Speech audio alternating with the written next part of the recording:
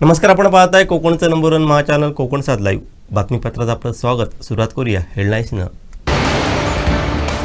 शक्तीपीठचा नवा आराखडा कोकणवर अन्याय करणारा दीपक केसरकर यांचं विधान। निधी परत जाण्यावरून वैभव नाईक आक्रमक आणि सावंतवाडी एसटी स्टँडबाबत महत्त्वाची बैठक। आता पाहूया सविस्तर बातम्या। वेंगुर्ले शहरात जे काही प्रकल्प बनतात ते दर्जेदार असतात। राज्य पातळीवर आदर्श प्रकल्प म्हणून या प्रकल्पांना ओळख निर्माण झाली आहे। या नमो गार्डनच्या निमित्तानं या भागाचा पर्यटनदृष्ट्या निश्चित विकास होईल असे गौरवोद्गार पालकमंत्री नितेश राणे यांनी वेंगुर्ले येथे काढलेत। पाहूयात। वेंगुर्ले शहरात जे काही प्रकल्प बनतात ते दर्जेदार असतात। राज्य पातळीवरती आदर्श प्रकल्प म्हणून या प्रकल्पांना ओळख निर्माण झाली आहे। या नमो गार्डनच्या निमित्तानं या भागाचा पर्यटनदृष्ट्या निश्चित विकास होईल असे गौरवोद्गार पालकमंत्री नितेश राणे यांनी वेंगुर्ले येथे काढले। वेंगुर्ला नगर परिषद हद्दीत सर्वे नंबर 371 मध्ये नमो उद्यान विकसित करणं या विकास कामाचा शुभारंभ सोहळा पालकमंत्री नितेश राणे यांच्या प्रमुख उपस्थितीत संपन्न झाला। यावेळी सर्वप्रथम भूमिपूजन करून फलकाचं अनावरण पालकमंत्री नितेश राणे यांच्या हस्ते करण्यात आलं।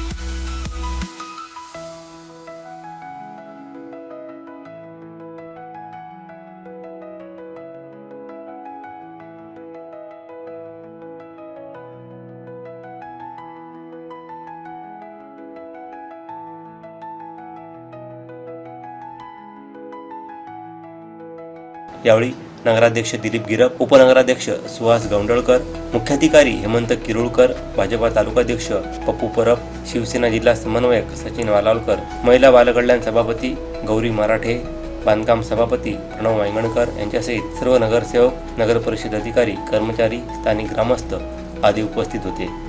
कोणी जायचं नाही। आम्ही तिथे पर्यटनाच्या ह्याखाली गिरप तिथे तुम्ही पाहून करतीचे जे गार्डन तुम्ही पहा, आम्ही तिथे बनवलेले आहे। राज्यातून आणि जिल्ह्याच्या कोपऱ्यातून आता तिथे लोक येतात आणि ज्या कोपऱ्याकडे कोणी जायचं नाही, आज तिथे पार्किंगसाठी पण जागा उरत नाही। एवढं प्रकल्पामुळे तिथे फरक पडलेला, एवढे तिकडल्या लोकांना जोडधंदे भेटलेले आहेत, नोकऱ्या उपलब्ध झालेल्या आहेत, पर्यटनाला वाढ मिळालेली आहे। म्हणून अशा पद्धतीच्या प्रकल्पामुळे निश्चित पद्धतीने त्या भागाचा विकास होतो। हा अनुभव मलाही स्वतः त्या निमित्ताने आलेला आहे। म्हणून एक चांगला दर्जेदार गार्डन आपण निश्चित पद्धतीने बनवू। आता 5 कोटीची निधीचं बक्षीस, 5 कोटी 3 कोटीची निधीचं बक्षीस दिलेलं आहे आणि 1 कोटी गार्डनसाठी दिलेलं आहे। म्हणजे विचार करा, म्हणजे ही योजना तयार करणारा जो प्रमुख अधिकारी तो किती दूरदृष्टीवाला असेल। ते 1 कोटीचं नुसतं गार्डनचं दिलं, पण 5 कोटीचे बक्षीस दिले।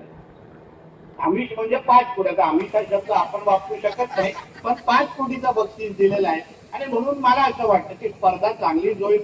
जिल्ह्याचा पालकमंत्री म्हणून तुम्ही जिंकणार असं बोलणं माझ्या चौकटीत बसत नाही, कारण का तिथे कुडाळवाले पण पाहत आहेत आणि नंतर देवगडवाले पण पाहत आहेत। पण मला विश्वास आहे की सकारात्मक स्पर्धा जेव्हा होते, विकासात्मक स्पर्धा जेव्हा होते, तेव्हा त्या भागाला आणि जिल्ह्याला त्याचा विकास फायदा होतो। तुम्ही स्पर्धेमध्ये उतरताना तुम्ही निश्चित पद्धतीने चांगला दर्जेदार गार्डन बनवाल असा माझा ठाम विश्वास आहे। आणि लागणारी जी मदत आज उपस्थित राहून जे काही तुम्हाला संदेश देण्याचा प्रयत्न केलेला आहे, की एक तर जनतेला विश्वास वाटला पाहिजे की भारतीय जनता पक्षाच्या सरकारवर विश्वास टाकल्यानंतर बघा तुमची कामं किती दर्जेदार होतात आणि वेळेत होतात। तसंच प्रत्येक शब्द पूर्णही आम्ही करतो आणि जिल्ह्याचा पालकमंत्री म्हणून, प्रशासन म्हणून बनवणाऱ्या हे जे काय गार्डन उद्या बनेल त्याला काही कमी पडणार नाही, त्याची जबाबदारी माझी असेल हाही विश्वास तुम्हाला मी आजच्या निमित्ताने देणार आहे। परत एकदा एक चांगला प्रकल्प तुम्ही इथे उभा करतात, दर्जेदार निश्चित पद्धतीने बनवा, चांगला कॉन्ट्रॅक्टर तुम्ही निवडला पाहिजे। म्हणजे मी या सगळ्या नमो गार्डनच्या प्रकल्पाला जिथे जिथे बनतायत तिथे पालकमंत्री म्हणून व्हिजिट करणार आहे। म्हणून त्याचाही कंत्राटदारांनी आणि अधिकाऱ्यांनी त्या गोष्टीची नोंद घ्यावी की जे बनवायचे दर्जेदार बनवा। लोकांना तक्रार कुठली येता, लोकांची तक्रार कुठलीच येता कामा नाही, एवढी काळजी आपण सगळेजण घ्या। एवढंच या निमित्ताने सांगतो. परत एकदा आमचे नगराध्यक्ष, उपनगराध्यक्ष, स्थानिक नगरसेविका आणि असलेले सगळेच आमची नगरसेवकांची टीम, आता तर वेंगुर्ला कसं म्हणतात तर आपली नगरपंचायत वन सायडेड आहे. चांगल्या लोकांनी कौल दिलेला आहे. म्हणून गिरफजी आपल्याला सांगितली सुरुवात आहे. अजून चांगल्या संकल्पना आपण मांडा, अजून काय गोष्टी तयार करा. रवी चव्हाण साहेब आहेत, मी आहे, केसरकरजी आहेत, राणे साहेब आहेत. आम्ही सगळेजण एकत्र मिळून विकासाच्या दृष्टिकोनातून ज्या ज्या गोष्टी तुम्हाला लागतील त्यासाठी आम्ही सगळेजण ताकद म्हणून तुमच्या मागे उभे आहोत. हा विश्वास तुम्हाला या निमित्ताने देतो. इथेच काम. सिंधुदुर्ग जिल्ह्यातून जाणाऱ्या शक्तीपीठ महामार्गाचा नवीन आराखडा कोकणसह विशेषतः सिंधुदुर्गावरती अन्याय करणार आहे. हा महामार्ग थेट गोव्याला जोडताना त्याचा एक फाटा रेडी बंदराला जोडला जावा अशी आपली मागणी असून याबाबत मुख्यमंत्री उपमुख्यमंत्र्यांचं पत्राद्वारे लक्ष वेधलं आहे अशी माहिती माजी मंत्री आमदार दीपक केसरकर यांनी दिली आहे. पाहूयात. च्या संदर्भात मी माझं पत्र हे आदरणीय मुख्यमंत्री उपमुख्यमंत्री महोदयांना दिलेलं आहे. शक्तीपीठाचा सध्या जो मार्ग ठरवला आहे हा कोकणावर अन्याय करणारा असा हा मार्ग आहे. कारण महाराष्ट्राच्या उर्वरित भागामधून म्हणजे थेट नागपूरपर्यंत येणारा प्रवासी हा थेट गोव्याला जाणार असेल तर तो कोकणावर फार मोठा अन्याय आहे. कोकणामध्ये अतिशय सुंदर असे समुद्रकिनारे आहेत. कोकणामध्ये उत्कृष्ट अशी बंदरं आहेत. आमचा महाराष्ट्राचा माल गोव्यातल्या बंदरावरून एक्सपोर्ट का व्हावा हा मुळात माझा प्रश्न आहे. त्याच्यामुळे हा जो शक्तीपीठ महामार्ग आहे तो आजऱ्यावरून थेट रेडी बंदराला जोडला गेला पाहिजे. वाटेत तो हायवेला क्रॉस करतो, त्याच्यामुळे त्याच्यावरून लोक पत्रदेवीला जाऊ शकतात. पुढे गेल्यानंतर तो कोस्टल हायवेला क्रॉस करतो, त्याच्यामुळे संपूर्ण कोकणामध्ये महाराष्ट्रातून येणारं ट्रॅफिक जाऊ शकेल. आणि हा जो कोकणचा कोस्टल रोड आहे हा विरारपासून जोडला जाणार आहे कोकणच्या या कोस्टल रोडला. त्याच्यामुळे हे संपूर्ण सर्किट पूर्ण होईल. म्हणजे तिथं समृद्धी मार्ग हा पुढे वाढवला जाईल याची घोषणा आदरणीय मुख्यमंत्री महोदयांनी केलेली आहे. त्याच्यामुळे जे आपला प्रस्तावित बंदर आहे त्याला हा जोडला गेल्यानंतर तो पुन्हा येऊन कोकणच्या हायवेला जोडला जाणार आहे. मग हे सर्किट पूर्ण करायचं की एखादा मोठा कोट्यावधी रुपये खर्च असलेला हे थेट नेऊन फक्त चंदगडवरून नेऊन तो ह्याच्यामुळे आणि चंदगडवर दुर्लक्ष करावं असं माझं बिलकुल म्हणणं नाही. शक्तीपीठ मार्गाला दुसरे मार्ग तयार करण्याचं सुद्धा MSRDCचं धोरण असतं. त्याप्रमाणे हा मार्गातला एक फाटा हा चंदगड मार्गे तिलारीला खाली उतरू शकतो आणि तिलारी मार्गे तो थेट साऊथ आणि नॉर्थ दोन्ही गोव्याला जोडला जाऊ शकतो. ज्याच्यामुळे मोठ्या प्रमाणात पर्यटन हे चंदगड आणि दोडामार्ग तालुक्यामध्ये वाढू शकेल. कारण दोन्ही तिलारी, अप्पर तिलारी हे चंदगड तालुक्यात आहे आणि लोअर तिलारी हे दोडामार्ग तालुक्यात आहे. अतिशय उत्कृष्ट असं पर्यटन या मार्गाने होऊ शकेल. फक्त इथून 6 लेन का जाऊ शकत नाही तर हा रस्ता ज्या गोव्याच्या रस्त्याला जोडला जाणार आहे तो स्टेट हायवे आहे आणि त्याच्यामुळे तो 4 लेन हायवे एक करण्यात यावा आणि हा 6 लेन हायवे थेट रेडीला जोडण्यात यावा अशा रीतीचा प्रस्ताव मी दिलेला आहे. या संदर्भात सिंधुदुर्गचे पालकमंत्री, चंदगडचे आमदार यांच्याशी सुद्धा चर्चा झालेली आहे आणि त्यांनासुद्धा हा विचार पटलेला होता की चंदगडचा पर्यटनदृष्ट्या विकास व्हायचा असेल तर ॲक्सेस कंट्रोल न जाता 4 लेन हायवे जर चंदगडहून दोडामार्ग आणि दोडामार्गवरून गोव्याला जोडला गेला तर मध्ये जो इकोसेन्सिटिव्ह झोन पूर्ण आहे त्याच्यामध्ये तळकट आहे, कोळझर आहे, हा सगळा इकोसेन्सिटिव्ह झोनसुद्धा वाचू शकेल. एक मार्ग थेट गोव्याला जोडला जाऊ शकेल साऊथ गोव्याला आणि एक नॉर्थ गोव्याला आंबोली, फणसवडे, केसरीच्या खालून बोगदा काढून जाईल. म्हणजे त्याच्या वरचा सुद्धा जो इकोसेन्सिटिव्ह भाग आहे फणसवडी, केसरी, यालासुद्धा कुठलाही धोका निर्माण होणार नाही कारण अंडरग्राऊंड बोगद्यातून हा मार्ग थेट रेडीला निघून जाईल. बरीच वर्ष रेंगाळलेलं ST बस स्थानकाचं काम BOT तत्वावर लवकरच हाती घेण्यात येणार आहे. त्यासाठी येत्या 2 महिन्यात आराखडा तयार करून टेंडर प्रक्रिया राबवण्यात येणार असून सिंधुदुर्ग जिल्ह्यातील सर्वात मोठं ST स्टँड असल्यानं ते विमानतळाच्या धर्तीवर अद्ययावत असं असणार आहे. पुढील 2 वर्षात हे स्टँड उभारण्यासाठी प्रयत्न राहणार असल्याची माहिती माजी मंत्री आमदार दीपक केसरकर यांनी दिली आहे.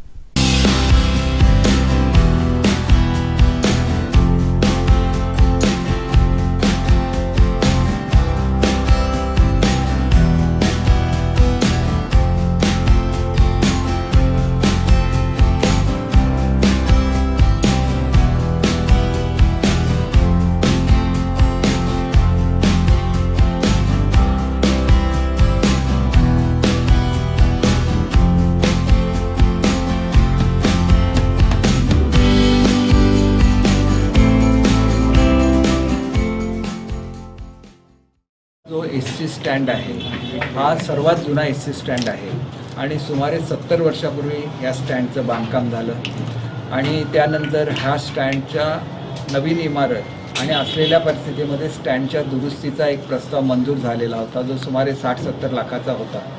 परंतु करोनाच्या काळामध्ये डेपोची बिल्डिंग बांधली गेली, परंतु स्टँडच्या बिल्डिंगचं काम सुरू राहिलं नाही किंवा बंद पडलं आणि एका अर्थाने हे चांगल्यासाठी घडलं असं मी समजतो. कारण त्याच्यानंतर मी तत्कालीन जे ट्रान्सपोर्ट मिनिस्टर आहेत त्यांना मी भेटलो, परिवहन मंत्र्यांना, आणि त्यांना विनंती केली की हे BOT तंत्रावर ह्याचं टेंडर निघावं. त्यावेळेला त्यांना मान्यता दिलेली असली तरी आमचे नवीन जे परिवहन मंत्री आहेत आदरणीय सरनाईक साहेब यांनी याच्यामध्ये खूप रस घेतला. त्यांनी ताबडतोब मुंबईला मीटिंग बोलवली आणि साऊथ एशियामधले सगळ्यात मोठे जे आर्किटेक्ट आहेत, हाफिज कॉन्ट्रॅक्टर, यांना STने संपूर्ण राज्यामधल्या स्टँड BOT तत्वावर आणि जिथं सरकार इन्व्हेस्टमेंट करून स्वतः करतं आहे त्या सगळ्याचं डिझाईन करण्याचं काम दिलेलं आहे. त्याच्यामुळे या स्टँडचं जे डिझायनिंग होईल हे भारतातलं सर्वोत्कृष्ट डिझाईन असणार, याच्यामध्ये कुठलीही शंका बाळगण्याचं कारण नाही. इथं आता नगरपालिकेचे मुख्याधिकारी उपस्थित आहेत. रुंदीकरणासाठी किती जागा सोडायला लागेल, मागच्या बाजूला रुंदीकरणासाठी किती जागा सोडायला लागेल, या सगळ्यावर ते मार्गदर्शन करतील. त्यानंतर जिल्हा परिषदेचं पशुवैद्यकीय दवाखाना हा STच्या जागेच्या मध्येच आलेला आहे. त्याच्यामुळे STच्या जागेचे 2 भाग झालेले आहेत. या संदर्भात मी तत्कालीन जे आपले या खात्याचे मंत्री आहेत RTDचे त्यांच्याशी चर्चा केलेली होती. प्रिन्सिपली त्यांनी मान्य केलेलं आहे की हे शिफ्ट केलं पाहिजे. परंतु ह्या संदर्भातली सुद्धा मीटिंग येत्या आठवड्याभरामध्ये मी मुंबईला घ्यायला सांगेन आणि एकदा ह्याला मान्यता दिली की त्यांना डिझाईनसुद्धा करणं सोपं जाईल. अशाच तऱ्हेची एक मीटिंग मी मल्टी स्पेशालिटी हॉस्पिटलच्या संदर्भात आरोग्यमंत्र्यांच्याकडे सुद्धा ठेवलेली आहे आणि सावंतवाडीच्या राजघराण्याचे जे दोन्ही भाग आहेत म्हणजे मुलीकडून आणि मुलाकडून, राजेसाहेबांकडून आणि आमच्या राजकन्या आहेत त्यांच्याकडून, तर दोन्हीचे प्रतिनिधी बोलवायला सांगितलेले आहे. शेवटी आम्ही मल्टी स्पेशालिटी हॉस्पिटल मंजूर करून आता जवळजवळ 6 ते 7 वर्ष झालेली आहेत. तरी पण हे काम पुढे सरकलेलं नाही. त्याच्यावर दुसरा काहीतरी मार्ग काढायला लागेल. तो मार्ग काय काढायचा याच्याबद्दल माझा विचार झालेला आहे आणि त्याच्यामुळे कशा रीतीने हे करायचं ते मी त्या मीटिंगमध्ये मांडेन आणि ते मान्य झालं तर मल्टी स्पेशालिटीचं कामसुद्धा ताबडतोब सुरू होईल.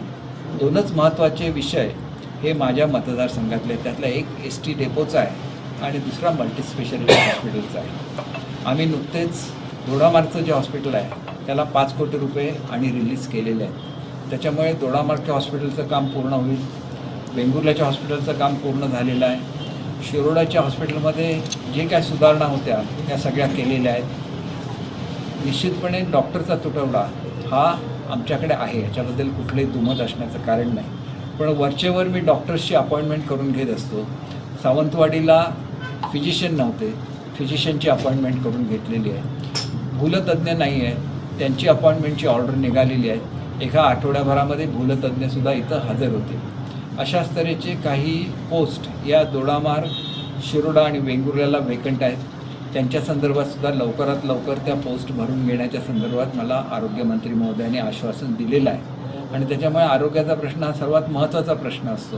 तर हे सुद्धा लवकरात लवकर भरण्यात येईल आणि एकदा जर मल्टी स्पेशालिटी हॉस्पिटल झालं सावंतवाडीला तर मग गोव्याला लोकांना जायला लागणार नाही किंवा कोल्हापूरला जायला लागणार नाही. त्यांची ट्रीटमेंट जिल्ह्यातल्या जिल्ह्यात होईल आणि त्याच्याचबरोबर आपल्याकडे नवीन मेडिकल कॉलेजसुद्धा होतं आहे, त्याच्या काही फॅसिलिटीज निर्माण होतील.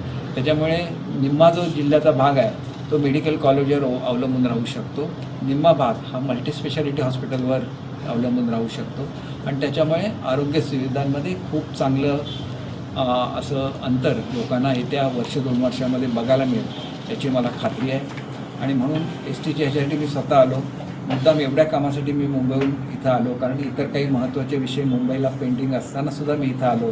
कारण STचा प्रश्न हा रोज 17,000 प्रवासी हे या डेपोमधून प्रवास करत असतात आणि जिल्ह्यातला सर्वात मोठा डेपो आणि सर्वात जास्त ज्या ठिकाणी प्रवासी असतात असा डेपो सावंतवाडीचा डेपो असल्यामुळे याचं काम लवकरात लवकर व्हावं म्हणून ही मीटिंग आयोजित केलेली होती.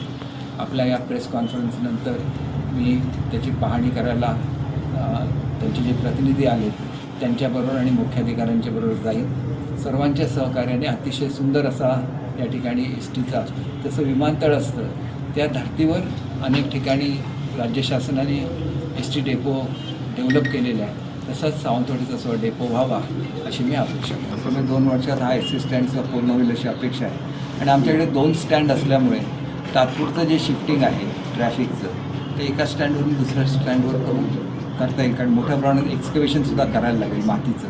कारण एस टी स्टँडचा काही भाग फार उंच आहे तर तो सुद्धा लेवल करायला लागेल तरच त्याची भव्यता लोकांच्या समोर येईल. यापूर्वी अन्याय होणार नाही. ज्या लोकांची एक्झिस्टिंग त्या ठिकाणी व्यापार आहे आणि जर एस टीने कोणाला दिलेलं असेल तर कोणाचाही हक्क डावलला जाणार नाही. त्यांना न्याय कशा रीतीने देता येईल हे आम्ही बघू. कारण पूर्वीसुद्धा सावंतवाडीमधले जेवढे स्टॉल होते सगळ्याचं पुनर्वसन मी ज्याला सावंतवाडीचा नगराध्यक्ष होतो त्याला केलेलं आहे. त्याच्यामुळे याबाबत आमची भूमिका अतिशय स्पष्ट असते की कोणीही विस्थापित होता कामा नये, सगळ्यांचं पुनर्वसन झालं पाहिजे. आणि तीच भूमिका एस टी स्टँडच्या संदर्भातसुद्धा स्थानिक लोकप्रतिनिधी म्हणून माझी राहील. आणि माझे अतिशय चांगले संबंध हे परिवहन मंत्री महोदयांच्याबरोबर आहेत आणि त्याच्यामुळे परिवहन मंत्री महोदयांचीसुद्धा हीच भूमिका आहे की कोणीही विस्थापित होता कामा नये. त्या दृष्टीने अतिशय चांगल्या अशा सोयी होईल. दुसरं म्हणजे रिक्षांना चांगली अशी सोय सावंतवाडी स्टँडवर नाही तर तीसुद्धा चांगली करण्याच्या दृष्टीने मी त्यांना सांगितलेलं आहे. एक छोटंसं मंदिरसुद्धा या स्टँडच्या परिसरामध्ये ज्याला ओव्हरऑल आराखडा बनेल त्याला अस्तित्वात असलेल्या सर्व सुखसोयी तशाच ठेवून कशा रीतीने या ठिकाणी विकास करता येईल त्या पद्धतीने तो केला जाईल. सांगरेडेवाडी येथील कुडाळ नगरपंचायतीच्या कचरा डेपोला आज दुपारी 2:30च्या सुमारास अचानक भीषण आग लागली. आगीचं स्वरूप अत्यंत रौद्र असून धुराचं लोट परिसरात पसरले होते. या आग आटोक्यात आणण्यासाठी नगरपंचायत प्रशासन आणि अग्निशमन दलानं शर्थीचे प्रयत्न केले आहेत. पाहूयात.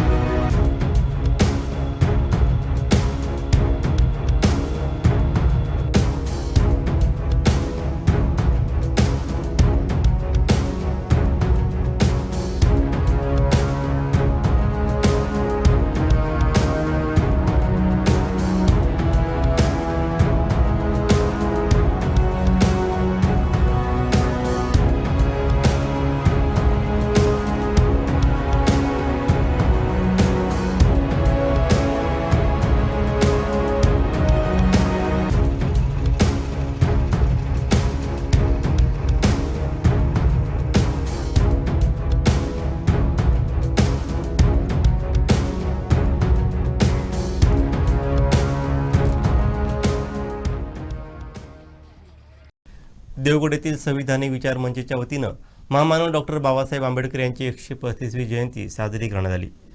कार्यक्रमाचं औचित्य साधून तहसीलदार रमेश पवार यांचा विशेष सन्मान यावेळी करण्यात आला.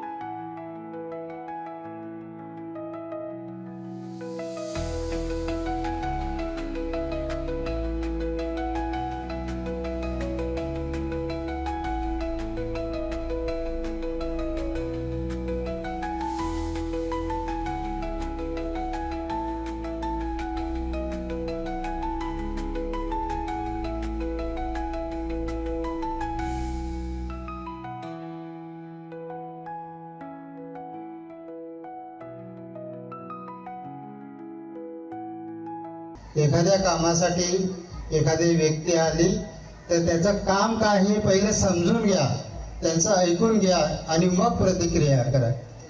काही वेळा असं होतं, समोरच्या माणसाचं म्हणणं वेगळंच असतं, आम्ही काहीतरी तिसरंच ऐकतो आणि तिसरंच उत्तर देतो आणि कामाचा ताळतंत्र पुढे राहत नाही. आणि म्हणून माझ्या सहकारी मित्रांना मी नेहमी सांगत असतो की आपण समोरच्याचं ऐका आणि मग कामाची पद्धत ठरवा. आपल्या त्या वेळेमध्ये हे काम करता येणार की नाही याचं त्यांना मार्गदर्शन करा. आज होत असेल तर करून द्या, नसेल तर कधी होईल आणि नाही होत असेल तर का होणार नाही हे सुद्धा सांगितलं गेलं पाहिजे. आणि म्हणून अशी जर कार्यपद्धती केली तर जनतेमध्ये जो कोण डिपार्टमेंटबद्दल रोष येतो तो रोष राहणार नाही. अशी सतत तळमळ ठेवून काम करण्याची पद्धत मनामध्ये बाळगून असतो. आणि मला सांगायला आनंद होतो, मी सन 1990 साली आता जे कोर्ट बसतंय त्या इमारतीमध्ये तलाठी म्हणून हजर झालो. मला माहीत नाही की मी याच तालुक्यात प्रमोशन होऊन तहसीलदार म्हणून सेवानिवृत्त होईल हे माझ्या स्वप्नात पण नव्हतं.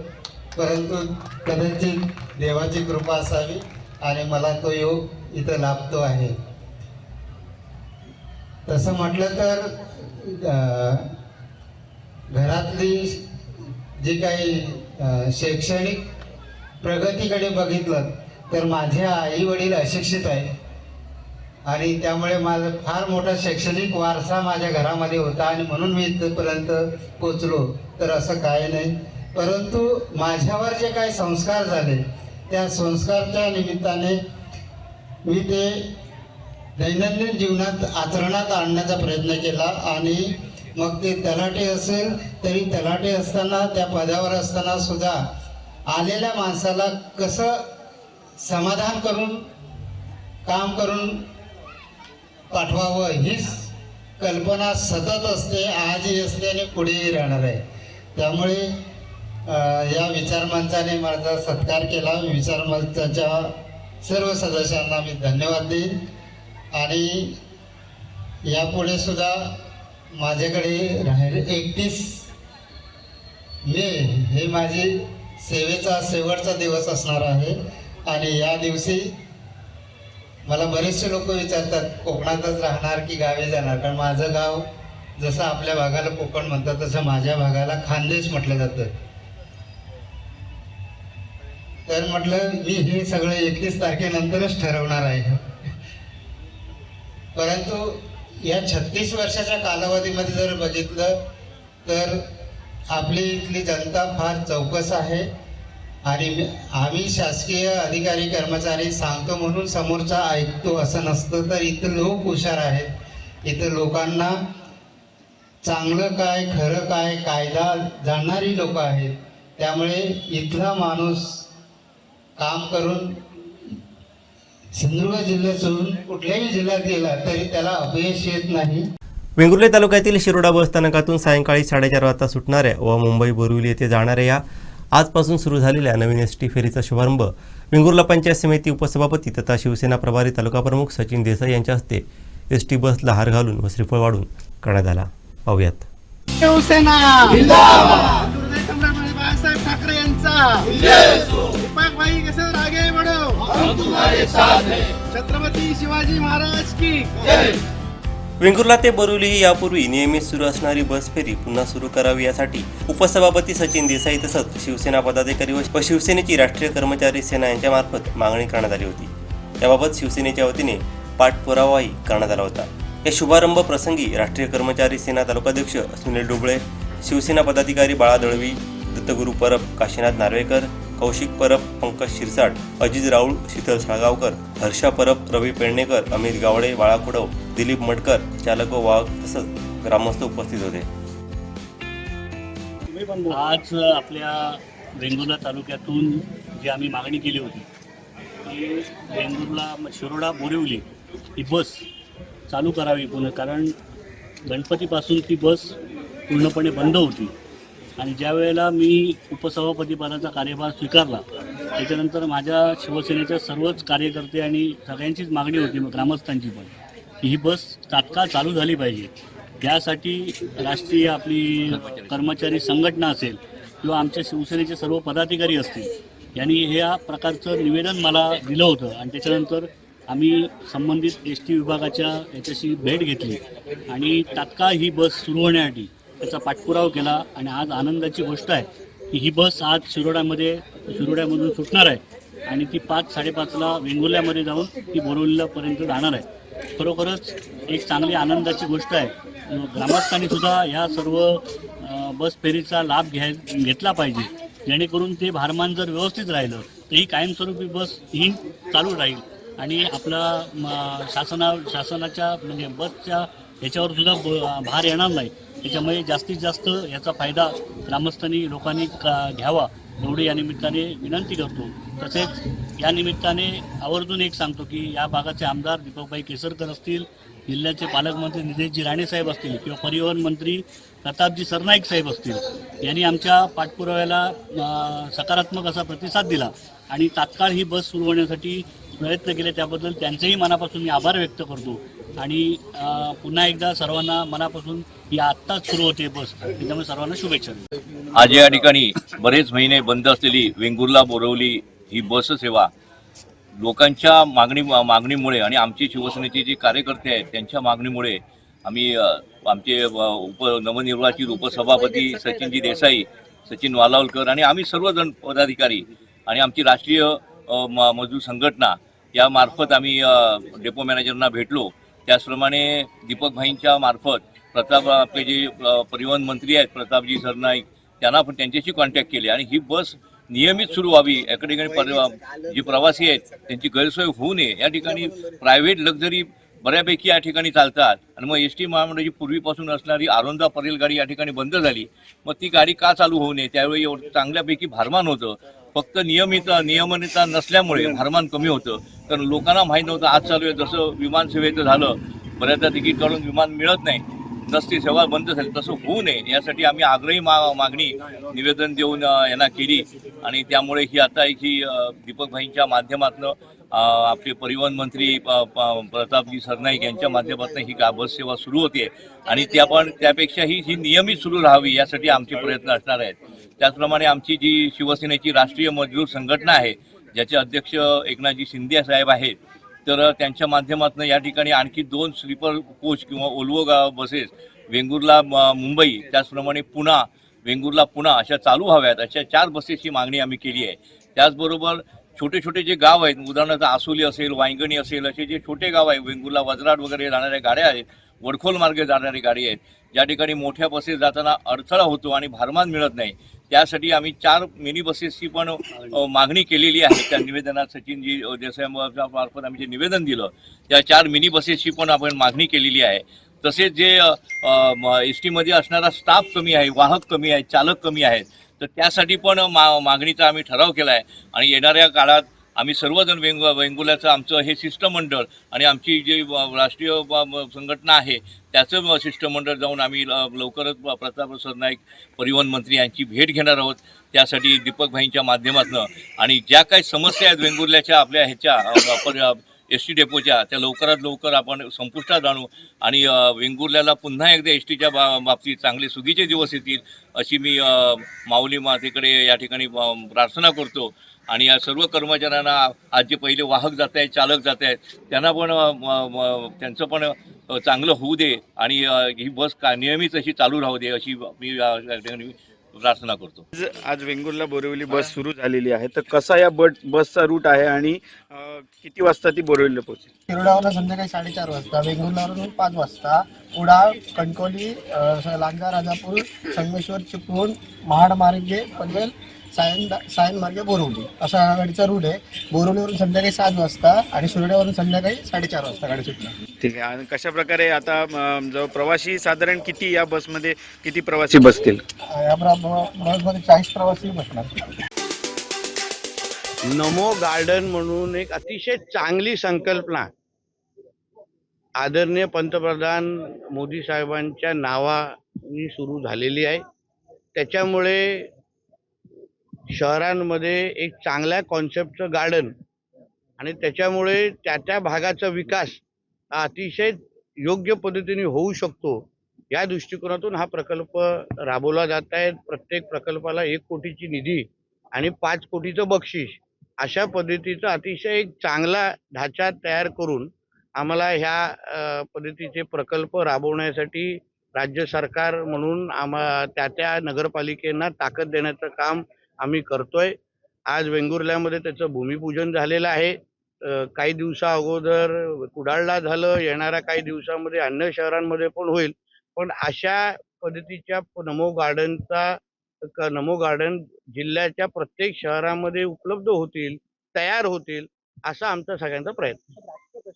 आदित्य ठाकरेंची कार्याध्यक्षपदी निवड होणार अशी. अरे बापरे, मग आमचं काय होणार? आजच्या झोपेची चिंता आहे मग आम्हाला. आणि मी आपल्या माध्यमातून आदरणीय त्यांचे वडील उद्धवजींना मनापासून विनंती आणि आग्रह करीन की लवकर निर्णय घ्या, लवकर कार्याध्यक्ष करा त्यांना. जसं देशपातळीवर राहुलजी गांधी आमचं काम सोपं करताय तसं महाराष्ट्र पातळीवर आदित्य ठाकरे करतील. शेवटी ते आमचे महाराष्ट्राचे पप्पू आहेत की नाही. तर म्हणून लवकर द्या, बिलकुल वाट पाहू नका. उद्धवजींना आमचा सगळ्यांचा आग्रह आहे भारतीय जनता पक्ष म्हणून, वेळ काढू नका. पाहिजे तर ते झाल्यानंतर आम्ही पेढे वाटतो.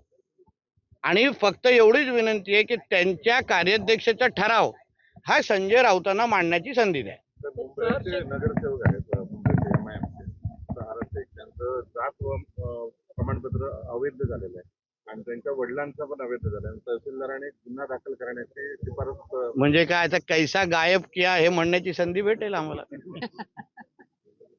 कैसा हराया को अभी कैसा गायब किया. शेवटी हे येतात कुठून, निवडणूक लढवतात कसे, ह्यांना काय ह्या मातीशी ह्यांची नाळ.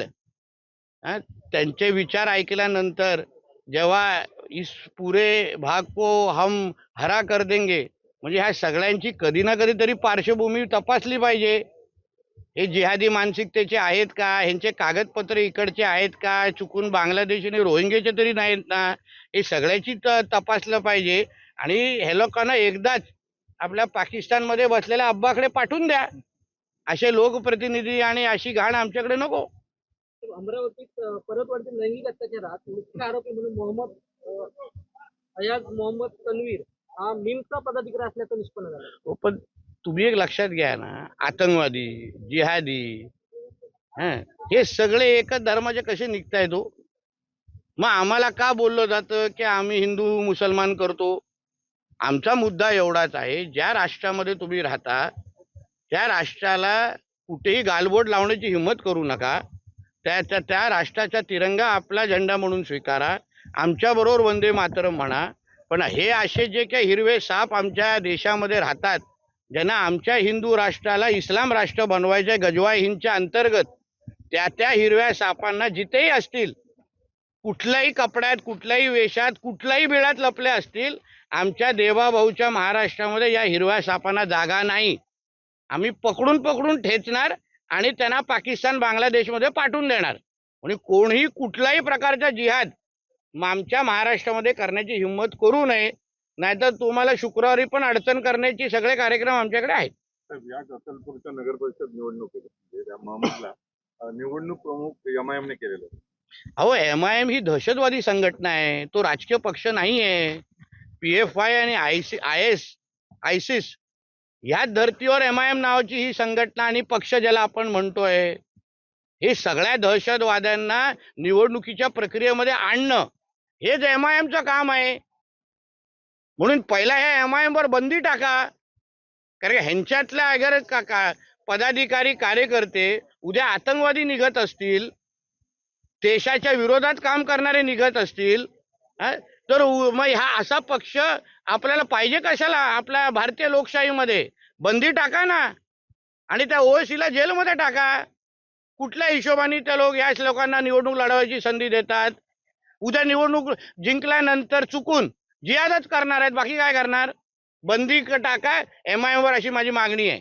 नेस्को सेंटरमध्ये जाऊन मनसे आणि ठाकरे शिवसेनेने घोषणाबाजी केली आहे सरकार विरोधात ड्रग्ज प्रकरणावर. मग ड्रग्ज फ्री महाराष्ट्र, ड्रग्ज मुक्त महाराष्ट्र हाच तर आमच्या देवेंद्र फडणवीसजींचं उद्दिष्ट आहे. मुख्यमंत्री म्हणून त्यांच्या कारकिर्दीमध्ये जिथे जिथे ड्रग्ज विकणारे हे सगळे जिहादी आहेत त्या सगळ्या लोकांना बिळातून बाहेर काढून आमच्याच देवाभाऊचं हे सरकार त्यांना जेरीस आणतंय. म्हणजे तुम्ही कितीही आंदोलन करा, काही करा, ड्रग्सच्या बाबतीमध्ये राजकारण नाही. ड्रग्सच्या बाबतीमध्ये सगळेजण आम्ही एकाच तर्फे आहोत आणि ड्रग्ज मुक्त समाज हाच आमच्या सरकारचा मुख्य हेतू आहे. म्हणून जे जे काही ड्रग्ज विकणारे आहेत, पिणारे तर कारवाई होणारच, पण जे विकणारे आहेत ते जे काही बिळात लपलेले आहेत त्या सगळ्यांना पकडून कारवाई होणार. साहेब, मध्य रेल्वेच्या तासामध्ये काल एक स्वयंचलित दरवाजा उघडणारी नॉन एसी लोकल जे आहे ती दाखल झालेली आहे. मात्र त्या लोकलमध्ये हिंदी आणि इंग्रजी त्याच शब्दावर सूचना आहेत. मराठीमध्ये कुठे उल्लेख नाही, त्यामुळे प्रवासी नाराजी होते. नाही, ठीक आहे ना, तशा पद्धतीची मागणी आपल्या महाराष्ट्रामध्ये एअरपोर्ट असेल किंवा प्लेन असेल, ट्रेन असेल, मेट्रो असेल, सगळीकडे मराठी आलेच पाहिजे, सगळीकडे अनाउन्समेंट झालंच पाहिजे. म्हणून अशा पद्धतीच्या पद्धतीने मागणी आहे. आणि किंवा मराठी अगर येत असेल तर आम्ही स्वतः केंद्र सरकार आणि रेल्वे मंत्र्यांशी बोलू आणि मराठी सुरू करून घेऊ तिकडे.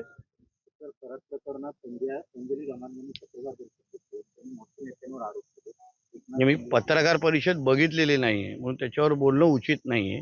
पण आदरणीय मुख्यमंत्रीजींनी जसं सांगितलेलं आहे, ह्या पूर्ण प्रकरणाबद्दल ज्याला जी पण माहिती आहे, खरंच प्रकरण ज्याला जी पण माहिती आहे त्यांनी संबंधित SIT आणि सरकारच्या प्रतिनिधींना द्यावी, ते कारवाई करतील असं आदरणीय मुख्यमंत्र्यांचं बोलणं आहे. म्हणून ज्याला जी माहिती आहे, ज्यांनी पब्लिक फोरम मध्ये आणलेली आहे ती थेट SITला द्यावी, ते कारवाई करतील. नितीन गडकरीजीने कालच्या सभेमध्ये ठाणे साहेबांच्या अभिषेक चिंतनामध्ये मे अखेर महामार्ग सुरू होण्याचं एक घोषणा केली आणि तो एक आनंदाचा क्षण म्हणायला पाहिजे. कसं बघता या विधानाकडे? मी चांगल्या दृष्टिकोनाने बघतो, कारण आम्ही त्या रस्ता वापरतो. आणि ह्यावेळी आदरणीय आमचे नितीन गडकरी साहेबांनी जो दिलेला शब्द आहे, ज्या व्यासपीठावर दिला आणि ज्या विश्वासाने आणि आत्मविश्वासाने दिला ना, मला विश्वास आहे की मे अखेरीस तुम्ही हाच प्रश्न मला नॅशनल हायवेवर उभे राहून विचारा, मी तुम्हाला गुळगुळीत असा आमचा नॅशनल हायवे दाखवतो आणि ज्याच्यामुळे आमच्या कोकणातली सगळी विकासदारं उलकडतील.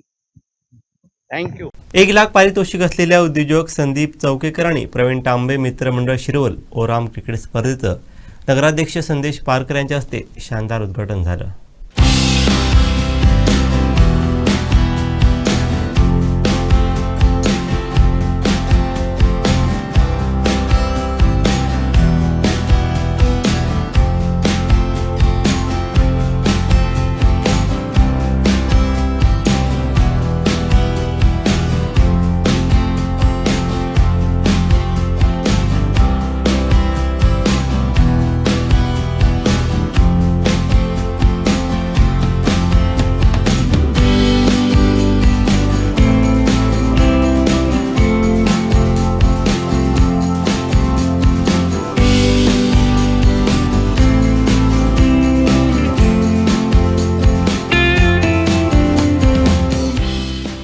भगिनींनो आणि मित्रांनो,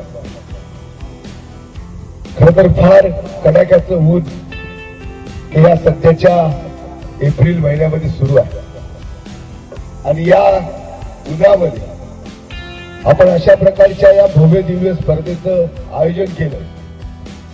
खरं तर या कार्यक्रमाच्या मंडपामध्ये बसताना उन्हाच्या झळा ज्या लागतायत की जे उन्हाळा कशा पद्धतीचा उन्हाळा आहे याची जाणीव होते. आणि अशा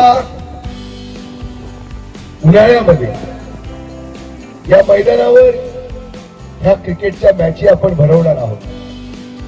आपल्या जिल्ह्यातली तरुणाई, चांगले संघ, चांगले खेळाडू या मैदानावर त्या ठिकाणी क्रिकेटच्या खेळाचं प्रदर्शन त्या ठिकाणी करणार आहे. आणि खऱ्या अर्थानं या भागातल्या, या ग्रामीण भागातल्या जनतेला, क्रिकेट प्रेमीला त्या क्रिकेट खेळाचा थरार, क्रिकेट खेळाचा आनंद या निमित्तानं या मैदानावर पाहता येणार आहे. खरं तर मी संदीपजी चौकेकर असतील, प्रवीणजी असतील, यांचं मनापासून त्या ठिकाणी कौतुक अशासाठी करतो की एवढ्या ग्रामीण भागामध्ये आज संपूर्ण जिल्ह्यामध्ये क्रिकेटच्या स्पर्धा भरवल्या जात आहेत वेगवेगळ्या चषकच्या नावाने आणि जिल्ह्यामध्ये ही तरुणाई अतिशय क्रिकेट वेडी होऊन या स्पर्धेमध्ये उतरत आहे आणि मोठी मोठी बक्षिसं असतील, मोठी मोठी आकर्षक चषकं असतील, ही त्या ठिकाणी मिळवण्याची एक प्रत्येकामध्ये एक जिद्द आहे, प्रत्येकामध्ये एक त्या ठिकाणी ओढ त्या स्पर्धेचं जिंकण्यासाठी लागलेली आहे. म्हणजे हा बदल सुद्धा आपल्याला स्वीकारावा लागणार आहे. मी चौकेकर साहेबांना सांगेन की पुढच्या वर्षीची स्पर्धा आपण अशा पद्धतीचे उन्हात न घेता ती कशी प्रकाश झोतामध्ये संध्याकाळच्या रात्रीच्या वेळेमध्ये घेता येईल त्याचं नियोजन करा आणि ती स्पर्धा म्हणजे लोक अधिक त्या ठिकाणी येईल, ताकदीने येतील आणि या स्पर्धेला एक वेगळे वलय, एक महत्वाची स्पर्धा. या स्पर्धेच्या निमित्तानं एक चर्चा पूर्ण जिल्ह्यामध्ये ही एक शिरवलची स्पर्धा त्या ठिकाणी नावाजलेली नामांकित स्पर्धा म्हणून या स्पर्धेकडे पाहिजे. त्यांच्यामध्ये या गावामध्ये काहीतरी व्हावं, शिरवलचं नाव तालुक्यामध्ये जिल्ह्यामध्ये वेगवेगळ्या क्षेत्रामध्ये त्या ठिकाणी प्रसिद्धीला यावं. मग क्रिकेटच्या मध्ये असेल, सामाजिक कार्यामध्ये असेल, शिक्षणामध्ये असेल, आरोग्यामध्ये असेल, विकासामध्ये असेल आणि म्हणून कुठेतरी ही माणसं स्वतःच्या उद्योगधंद्यातनं सुद्धा वेळ काढून व्यवसायातनं सुद्धा त्या ठिकाणी आर्थिक मदत करून अशा प्रकारच्या स्पर्धा भरवत आहेत आणि म्हणून अशा पद्धतीचं जेव्हा नेतृत्व गावामध्ये निर्माण होतं त्यावेळी कुठेतरी गावाचं नाव हे त्या ठिकाणी तितक्याच ताकदीनं त्या तालुक्यामध्ये आणि जिल्ह्यामध्ये घेतलं जातं आणि खरं तर म्हणजे तुमच्या कार्याचं म्हणजे कसं त्या ठिकाणी गाव काम करतंय याचं लक्ष कुठेतरी चौकेकर साहेबांचं आहे, पारसेकरांचं आहे, प्रवीण तांब्यांचं आहे, इथल्या मान्यवरांचं आहे आणि म्हणून इथं वेगवेगळ्या स्पर्धा होत आहेत, वेगवेगळ्या विकासाची कामं होत आहेत आणि सामाजिक असेल, शैक्षणिक असेल या सगळ्या क्षेत्रामध्ये त्या ठिकाणी काम उभं राहतं. 4 नगरसेवक आहेत म्हणून हलक्यात घेऊ नका असा इशारा माजी आमदार वैभव नाईक मालवण नगर परिषदेच्या मुख्याधिकाऱ्यांना दिलाय. पाहूयात.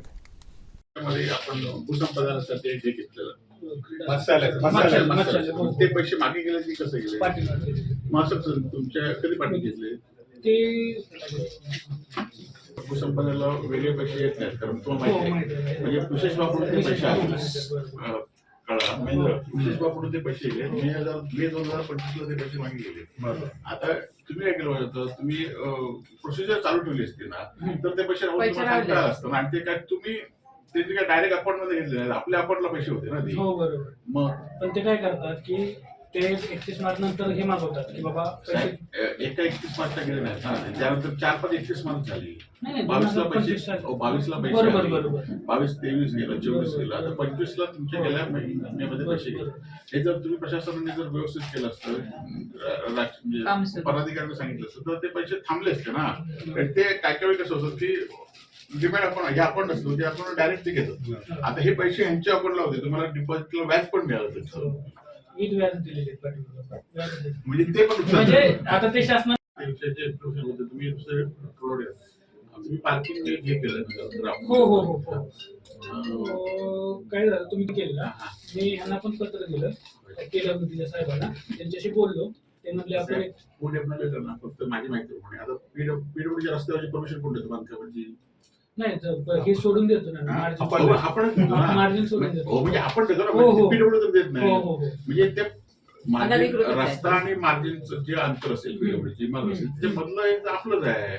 तुम्ही त्यांना नाही आपण कुठे त्यांना हस्तांतरण तुम्ही कारवाई केली असेल तुम्ही कारवाई करता ते थांबवले असं आहे काय नाही पण ते जर कोर्ट मध्ये गेले तर पुन्हा माझ्या नाही तसं नाही आपण कोण म्हणजे तुमचं अधिकृत अनाधिकृत बांधकामाला जसं सपोर्ट आहे असं अनधिकृत नाही त्यांच्या जिथे इमारत सेटबॅक आपल्याकडे रस्ता रुंदीकरणाची जागा सोडलेली आहे 1 कोटी रुपये खर्च केले आणि त्याच्या बाहेर आता इथे आपली नगरपालिकेची इमारत आहे बाहेर जर स्टॉल लावले तर कसं होईल. तो रस्ता आहे ना रस्ता फक्त पीडब्ल्यूडी असल्यामुळे रस्ता रवींद्र माडगूळ यांच्याबरोबर आम्ही नगरसेवक आणि आमचे माजी नगरसेवक असतील माजी नगराध्यक्ष असतील ते आज आम्ही मुख्य कार्यकारी अधिकाऱ्यांना भेटलो आणि खरं तर आपल्या शहरामध्ये चांगलं फिश ॲक्वेरियम झालं पाहिजे म्हणून विशेष बाब म्हणून उद्धव ठाकरे मुख्यमंत्री असताना आपण जवळजवळ 5 कोटी रुपयाचा निधी आणला होता की त्याचं फिश ॲक्वेरियमचं जमिनीचं ॲक्वेशन काढण्यासाठी आणि ॲक्टिव्हेशन करण्यासाठी राज्य सरकारने कधी निधी येत नाही, परंतु तो आला होता आणि दुर्दैवाने काल मे 2025ला तो निधी पाठी गेला आहे. आणि यासाठी आम्ही सीओकडे माहिती घेतली तर दुर्दैवाने तो निधी पाठी गेला आणि त्या निधीवरचं व्याजसुद्धा पाठी दिलं. आणि हे खरं तर नगरपंचायतच्या फंडामध्ये होते. म्हणजे जर यांनी पत्रेवर केला असता किंवा इथल्या लोकप्रतिनिधींना भेटले, लोकप्रतिनिधी त्या संदर्भात सकारात्मक असते तर हे पैसे पाठी गेले नसते. आणि आम्ही माहिती घेतली की अजूनही फक्त जिल्हा नियोजनचे पैसे आले, इतर कुठलाही निधी या नगरपंचायतीमध्ये प्राप्त झाला नाही. त्याचबरोबर महेंद्र माडगुळतांनी शहरामधील अतिक्रमण असतील, लाईटची व्यवस्था असेल, कचऱ्याची व्यवस्था असेल, या संदर्भात सुद्धा आम्ही त्यांना भेटलोय आणि आमची भूमिका सांगितली आहे. त्याचबरोबर आम्ही जिल्हाधिकाऱ्यांना सुद्धा लवकरच या संदर्भात भेटणार आहोत. आणि आज भुयारी गटर योजना खरं तर गेले अनेक वर्ष बंद आहे. आम्ही सुद्धा त्यावेळी पैसे आणले, परंतु ठेकेदार बदला आणि त्यावेळी पण सांगत होतो, परंतु त्यावेळी तत्काल नगराध्यक्षाने ते टाळलं. आणि आता सुद्धा ते भुयारी गटरचं पुढची योजना कशी होणार आहे किंवा पाणी योजनेत सुद्धा तसंच होता कामा नये. कारण ही जवळजवळ 100-150 कोटीची कामं आमची सत्ता असताना आम्ही ते पैसे आणले होते, परंतु त्यातला योग्य वेळ झाला पाहिजे म्हणून आमचे नगरसेवक त्यावर लक्ष टाकतील. आम्ही नगराध्यक्षांना सुद्धा त्या संदर्भात निवेदन देणार आहोत. त्यांना पण आम्ही त्यांच्या कामकाजाच्या शुभेच्छा दिल्या आहेत. आणि यापुढच्या काळामध्ये ज्यावेळी चुकीचं असेल त्यावेळी आमच्या नगरसेवकांबरोबर आम्ही मालवणवासी म्हणून जो आम्हाला मालवणवासियांनी जो मतदानासाठी आम्हाला अधिकार दिला आहे किंवा आमच्यावर विश्वास दाखवला आहे, त्याला आम्ही ज्या ठिकाणी नगरपंचायतीला योग्य अशी भूमिका असेल, योग्य सहकार्य असेल ते आम्ही करू. परंतु चुकीचा वापर असेल तर आम्ही त्यांना विरोध शासन स्तरावर आम्ही वेगवेगळ्या स्तरावर आम्ही विरोध करू. शेवटी ठळक घडामोडी पुन्हा एकदा. शक्तीपीठचा नवा आराखडा, कोकणवर अन्याय करणारा दीपक केसरकर यांचं विधान. निधी परत जाण्यावरून वैभव नाईक आक्रमक. आणि सावंतवाडी एसटी स्टँडबाबत महत्त्वाची बैठक. बातमीपत्रात वेळ झाली ते थांबण्याची. पाहत राहा बदलत्या कोकणचा बुलंद आवाज. कोकणचं नंबर 1 महा चॅनल कोकण 7 लाईव्ह. धन्यवाद.